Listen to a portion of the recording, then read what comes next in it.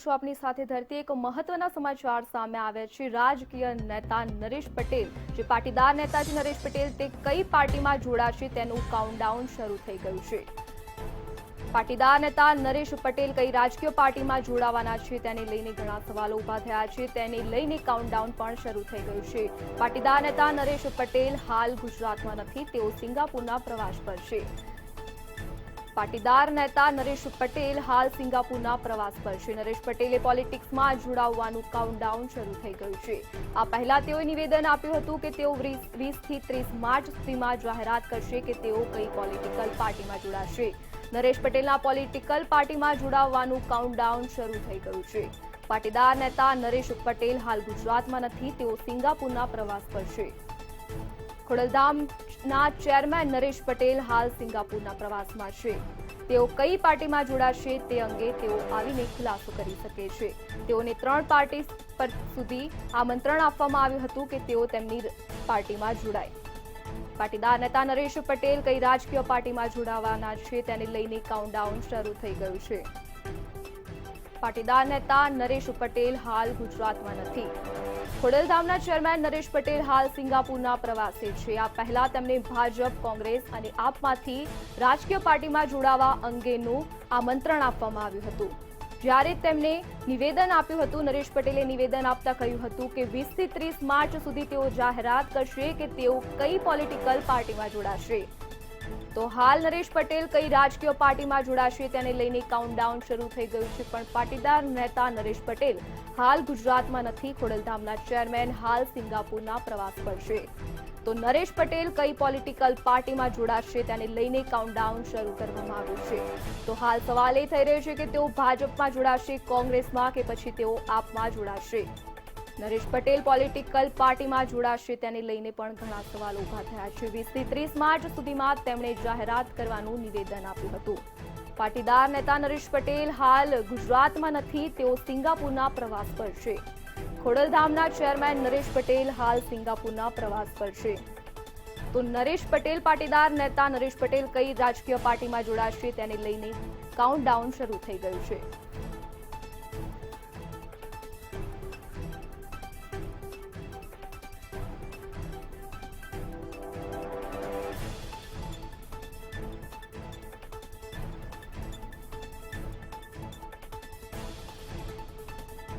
ન્યૂઝરૂમથી live આનંદ શુક્લા આપની સાથે જોડાઈ ગયા છે। જી આનંદ, પાટીદાર નેતા નરેશ પટેલ હાલ સિંગાપુરના પ્રવાસે છે, જેને લઈને ઘણી બધી રાજકીય વાતો ચાલી રહી છે। તેઓ કઈ પાર્ટીમાં જોડાશે, આપ શું કહેશો? અત્યારે જે સૂત્રોને ટાંકીને અહેવાલ સામે આવી રહ્યો છે એ અહેવાલ પ્રમાણે નરેશ પટેલ એ ગુજરાતની અંદર નથી। સૂત્રોનું એમ પણ કહેવું છે કે નરેશ પટેલ એ સિંગાપુરના પ્રવાસે છે। આપણે જાણીએ છીએ તે પ્રકારે હમણાં તાજેતરમાં ખોડલધામની મુલાકાતે ઉત્તર ગુજરાતના પાસના કન્વીનરો અને પાટીદાર નેતાઓ પહોંચ્યા હતા અને તેમણે ત્યાં જઈ અને નરેશ પટેલ સાથે એક બેઠક કરી હતી। આ બેઠકની અંદર સામાજિક પ્રશ્નોની ચર્ચા કરવામાં આવી હતી અને તેમાં મુખ્ય મુદ્દો પાટીદાર અનામત આંદોલન સમયે જે કેસ હતા એ કેસ પાછા ખેંચવાનો મુદ્દા ઉપર ચર્ચા થઈ હતી। આ સિવાય લેવા પાટીદાર સમાજ ટ્રસ્ટની એક બેઠક થઈ હતી। આ બેઠકની અધ્યક્ષતા ભાજપના નેતા જયેશ રાદડિયાએ કરી હતી અને આ બેઠકની અંદર નરેશ પટેલ એક ટ્રસ્ટી તરીકે સામેલ થયા હતા।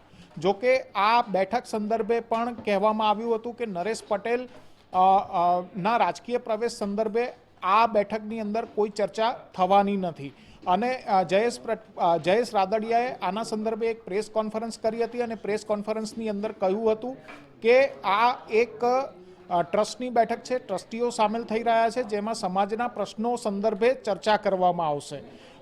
પરંતુ નરેશ પટેલ એ કહી ચૂક્યા છે ભૂતકાળની અંદર કે હોળી પછી માર્ચના સમાપ્તિ સમયે તેઓ રાજકારણમાં પ્રવેશ સંદર્ભે કોઈ નિર્ણય કરશે અને જ્યારે તેમને પૂછવામાં આવ્યું કે તેઓ કઈ પાર્ટી તરફ માં સામેલ થશે તો તેમણે સ્પષ્ટપણે કહ્યું હતું કે તેમને ત્રણેય મુખ્ય પાર્ટીઓ તરફથી આમંત્રણો મળ્યા છે, પરંતુ તેમણે હજી સુધી આના સંદર્ભે કોઈ નિર્ણય કર્યો નથી। તેઓ પહેલાં રાજકારણના પ્રવેશ સંદર્ભે નિર્ણય કરશે, ત્યારબાદ કઈ પાર્ટીમાં જવું તેના સંદર્ભે તેઓ નિર્ણય કરશે। કુલ મળી અને તેમણે જે વાત કરી હતી એ વાત એ હતી કે ખોડલધામના મંચ ઉપરથી તેઓ રાજકારણમાં પ્રવેશ સંદર્ભેની કોઈ જાહેરાત નહીં કરે. તેઓ આ સંદર્ભેની જે જાહેરાત કરશે એ જાહેરાત પાટીદાર સમાજના આગેવાનો સાથે ચર્ચા કર્યા બાદ તેઓ રાજકારણમાં પ્રવેશ સંદર્ભે કોઈ નિર્ણય કરશે. રાજકારણમાં પ્રવેશના નિર્ણય બાદ તેઓ કઈ પાર્ટીમાં જોડાશે તેના સંદર્ભેનો નિર્ણય કરશે અને આના માટે સૌથી વધારે તેઓ કોઈ પણ નિર્ણય જે કરવાના છે તે નિર્ણય જે સમાજના અગ્રણીઓ છે એ સમાજના અગ્રણીઓની સાથે ચર્ચા કરી અને તેઓ આ નિર્ણય લેવાના છે.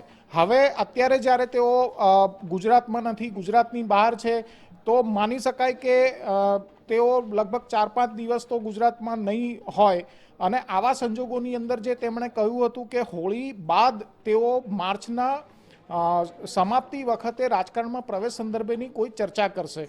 તો આવા સંજોગોની અંદર હવે લાગે છે કે શું આ જે આખો રાજકારણમાં પ્રવેશનો મામલો છે નરેશ પટેલનો એ થોડો વધારે લંબાશે અથવા તો એની જાહેરાત તેઓ સિંગાપુરથી પાછા ફર્યા બાદ તાત્કાલિક કરશે.